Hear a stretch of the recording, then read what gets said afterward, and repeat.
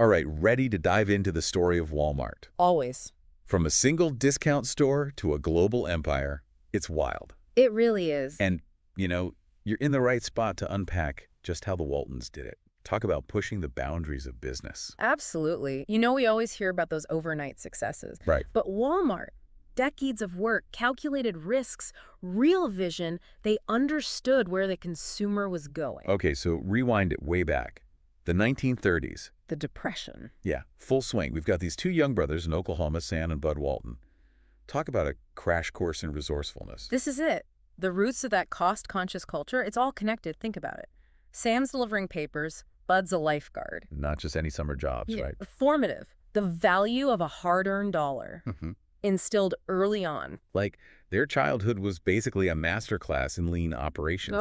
Exactly. But Sam's journey, it wasn't all, pinching pennies. Right. He's a J.C. Penney, even managing Ben Franklin stores. And that's key, because unlike those executives who only know textbooks, Sam's in the trenches. He's getting his hands dirty. Exactly. Seeing what works, what doesn't, what customers actually respond to. Practical knowledge. His secret weapon. Okay, 1962 rolls around. First Walmart opens. Here we go.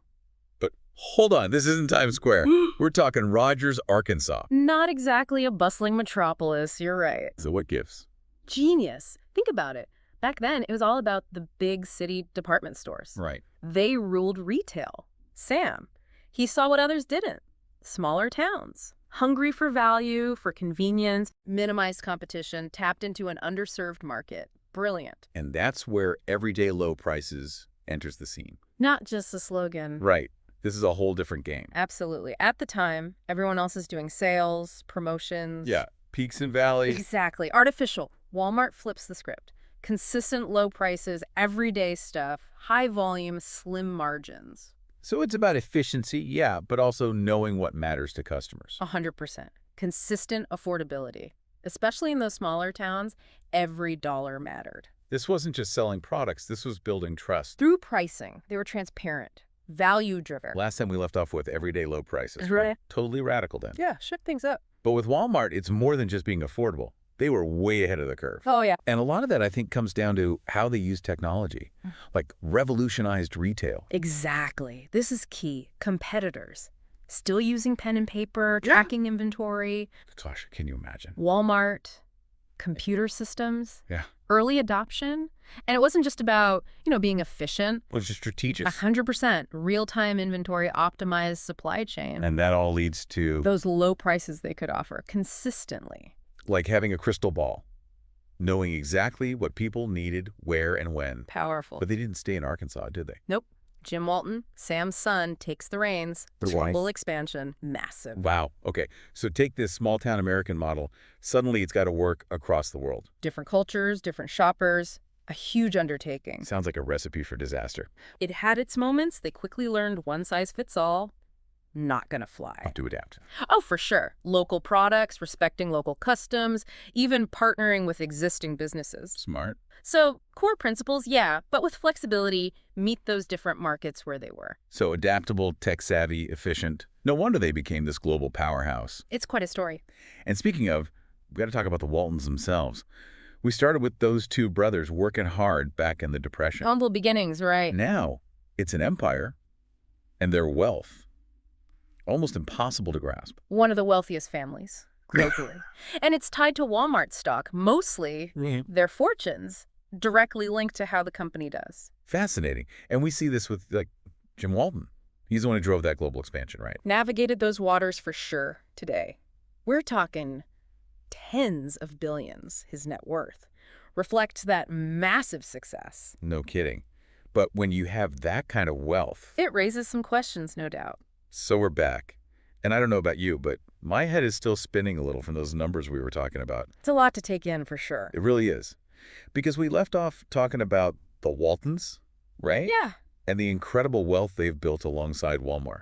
And it's not just that they have it, it's that they're still so involved. Oh, absolutely. Every decision they make, every investment. It's all woven into Walmart's story, their legacy. A level of influence most people, honestly, can't even imagine. Right. But of course, with that kind of wealth, well, it comes with scrutiny. Of course. You can't talk about Walmart's success without acknowledging the controversies, right? Yeah, definitely. And we saw that in the research, right? Concerns about workers, communities, even the whole global economy. It's a big conversation, and one of the biggest pieces, labor practices, wages, it's a constant debate. For sure. And our sources really highlighted those concerns. And it's important for everyone listening to get this. Critics say basically those low prices, they come at a cost. Walmart's employees aren't making enough. Not enough to live on. Right. There are cases where people are working for one of the most profitable companies in the world, and they still need public assistance. It's a tough pill to swallow hearing that. It is, but on flip side, some argue that Walmart creates jobs, especially in places where there aren't many options. Right, that's always the other side of the coin, isn't it? Exactly. And it's not black and white. You have low prices, Yeah. job creation, but then you have worker well-being, the overall economic impact. So where did that leave us? We've gone deep on Walmart, but what's the takeaway? I think it's realizing how complex this all is. Walmart's rise, incredible innovation, real drive, knowing what consumers want, but it makes you think.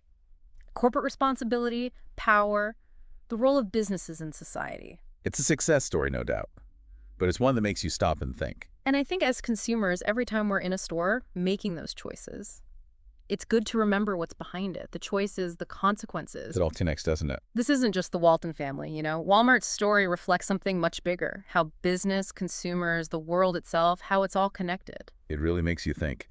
Well, on that note, I think we reached the end of our deep dive into Walmart. It's been quite a journey, hasn't it? From a single store to this global giant. The triumphs, the controversies, It reminds us that knowledge is about asking those tough questions, looking at all sides. and ultimately, forming your own opinion. Exactly. So until next time, keep exploring, keep questioning, and as always, keep diving deep.